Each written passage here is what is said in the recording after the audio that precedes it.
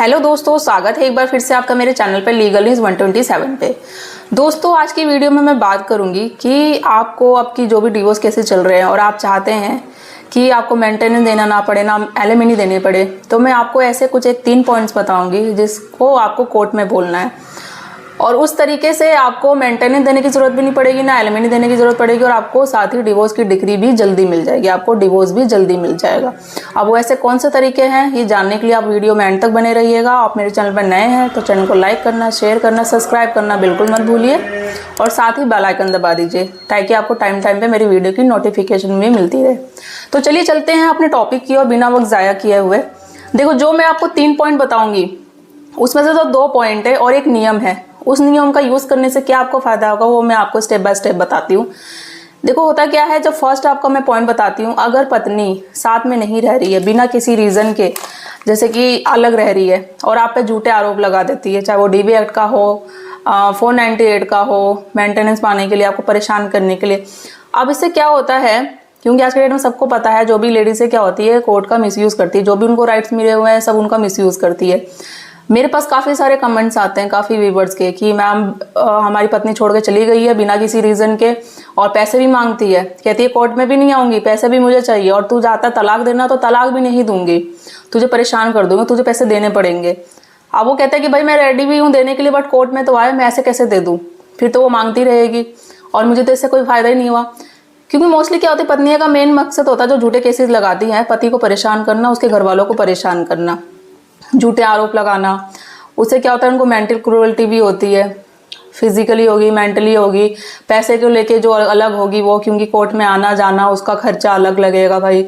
आरोप जो झूठे, इतने गंभीर से गंभीर आरोप लगा दिए, आपको ये बोलना कि भाई मेरे पे जो सारे एलिगेशन लगाए गए वो सारे झूठे हैं, पत्नी बिना किसी रीजन के अलग रह रही है, ठीक है, उसका कोई सबूत वो दे ही नहीं रही है, ठीक है, इतने गंभीर आरोप लगा रही है कि मैं तो उसके साथ रह ही नहीं सकता, पॉसिबल ही नहीं है, असंभव है बिल्कुल साथ में रहना, तो मैं कैसे रहूं, किस बेस पे रहूं। दूसरी बात ये कि अगर वो ये कह रही है कि भाई कोई रीजन ही नहीं है, वो तो खुद ही प्रूव कर रही है क्योंकि उसके पास तो कोई सबूत ही नहीं है। हमारे और मेरे घर का जो भी हुआ, हम मानसिक प्रताड़ना से गुजर रहे हैं, आर्थिक से गुजर ही रहे हैं, भाई कोर्ट में आना जाना उसका खर्चा कौन देगा, समाज में एक अलग हमारी वो हो गई, बोलते ना कि समाज में एक कोई इज्जत नहीं रहेगी। हम बाहर जाते हैं या मेरे पेरेंट्स बाहर जाते हैं, एक अलग तरह से देखते हैं कि भाई देखो इनकी इज्जत क्या है, ये बहू को रखते नहीं है, बहू इनकी हमेशा लड़ाई झगड़ा करती है, इनके साथ आती है, हस्बैंड के साथ लड़ाई करती है, इसके माँ बाप के साथ रहती है,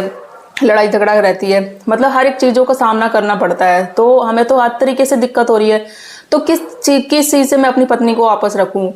और किस ये बेस पे मेरे से मेंटेनेंस या एलिमेंट मांग रही है, ठीक है। तो आपको क्या करना है, ये आपने ये सारे 2 पॉइंट बता दिए, ठीक है, इसमें 2 पॉइंट हो गए। तो इसमें क्या होगा, और ये जो थर्ड में बता रही हूँ 23 का नियम है ये, तो इसमें क्या करना है आपको, आपके जो डिवोर्स के केसेस चल रहे हैं, ठीक है, 23 का आपको आवेदन साथ में लगा देना है। आप जैसे कि मैंने बताया कि आप जो भी ये बोल रहे हैं कि आपकी पत्नी बिना किसी रीजन के, थर्ड पॉइंट क्या होगा, बिना किसी रीजन के वो अलग रह रही है, मतलब उसको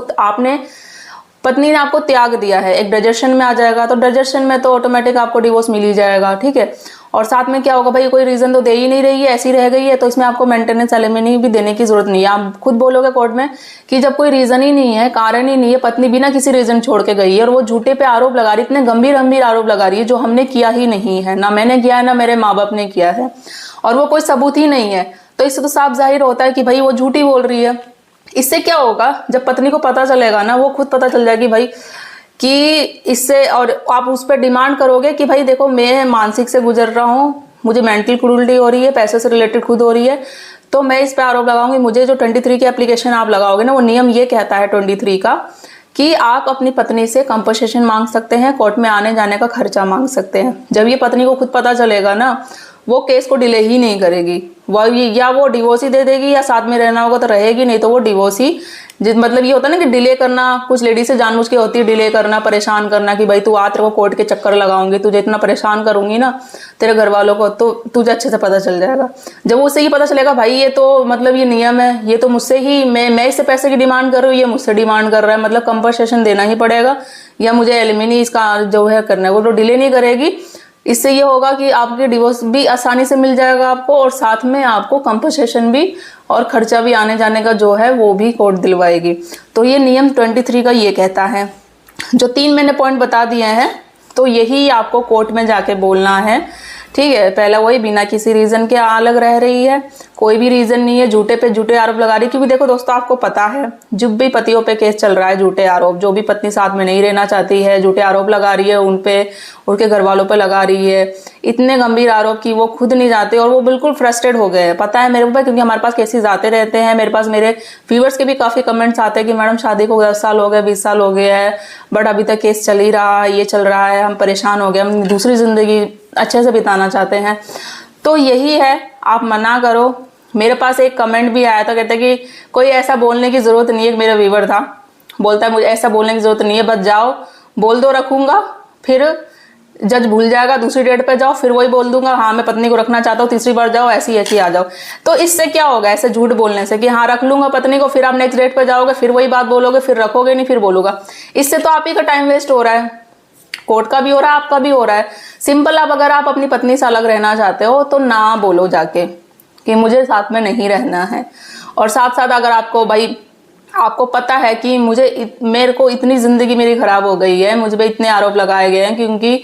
मैं मानसिक टेंशन से अलग गुजरा हूँ, जो भी मुझे पैसे से रिलेटेड ये हो रही है, तो आप जब पत्नी यहाँ पे मेंटेनेंस का केस लगा सकती है तो आप भी लगाओ ना कंपनसेशन का। आपको भी एलिमिनी मिलनी चाहिए भाई, आपको भी कंपनसेशन मिलना चाहिए, आने जाने का आपको खर्चा, क्योंकि डिवोर्स के केसेस तो चलते ही रहते हैं इतने लंबे लंबे टाइम तक। इतनी आसानी से तो केस सोल्व होते नहीं है कि भाई 1-2 महीने में हो गए। हाँ, कुछ जो होते हैं ना कि क्या बोलते हैं उसे, स्ट्रॉन्ग ग्राउंड हो गया आपके पास है, तो हो सकता है 2-3 महीने में, केस होने को तो 1 महीने में भी क्लोज हो जाता है, but depend on the case और सिचुएशन क्या चल रही है, ठीक है। तो आपको यही साबित करना है कि भाई मेरी वाइफ झूठ बोल रही है, कोई भी उसका प्रूव नहीं है, वो खुद ही प्रूव कर रही है, क्योंकि उसके पास कोई सबूत ही नहीं है जो वो आरोप लगा रही है, और आरोप पे आरोप लगाए जा रही है, डिमांड कर रही है मेंटेन, तो किस बेस पे दो, बल्कि मुझे मिलना चाहिए कंपनसेशन, मुझे करना चाहिए, क्योंकि मुझे मानसिक प्रताड़ना हो रही है, मेरे घर वालों को हो रही है, हमारा रहना मुश्किल हो गया है, समाज में हम नजर उठा के चल नहीं सकते हैं, सब ऐसी नजरों से हमें देखते हैं, तो उस चीज का खर्चा कौन जाएगा। मैं अपनी जॉब छोड़ छोड़ के बार मैं कोर्ट में आऊँ, ये करूँ, तो अब मैं कोर्ट में आऊंगा जाऊंगा तो ऐसे मेरी जॉब भी चली जाएगी, घर वालों को मैं कैसे देखूं, खर्चे अपने पेरेंट्स के, ये सारी चीजें, और मेंटेनेंस डिमांड कर तो कैसे दूं, ये तो मुझे चाहिए। आप 23 की एप्लीकेशन लगा के जो आपका डिवोर्स का केस चल रहा है उसमें ये आवेदन लिखो, और ये आप खुद डिमांड सकते हो। तो देखना, पत्नी भी केस जो इतना डिले नहीं करेगी, डिवोर्स की डिग्री भी आपको जल्दी मिल जाएगी, और साथ में आपको कंपनसेशन भी ये मिलेगा। तो ये जो 3 पॉइंट बताए हैं ये, और जो लास्ट वाला ये नियम था 23, ये बेनिफिट बढ़ेगा। आई होप गाइस आपको ये वीडियो अच्छी लगी होगी, और आपको कुछ कमेंट हो, कुछ क्वेश्चन हो तो कमेंट में करके मुझे ज़रूर बताइएगा, मैं कोशिश करूँगी जवाब देने के लिए। और मेरी वीडियो को लाइक करें, ज़्यादा से ज़्यादा लोगों तक शेयर करिए, ताकि और भी लोगों तक पहुँचे और उन्हें भी हेल्प मिल सके। देखो, मेरा मेन मकसद यही है कि लोगों को अवेयरनेस फैलाना। जितने लोगों को पता नहीं है जो भी चीज़, हमारे राइट्स क्या हैं क्या नहीं है, किस तरीके से हम कर सकते हैं, तो वो पहुँचे। तो आप जितना ज़्यादा शेयर करोगे उतने लोगों तक पहुँचेंगी, उन्हें भी लीगल अवेयरनेस होगी, उन्हें भी अपनी जानकारी कानून की जो भी है वो होगी।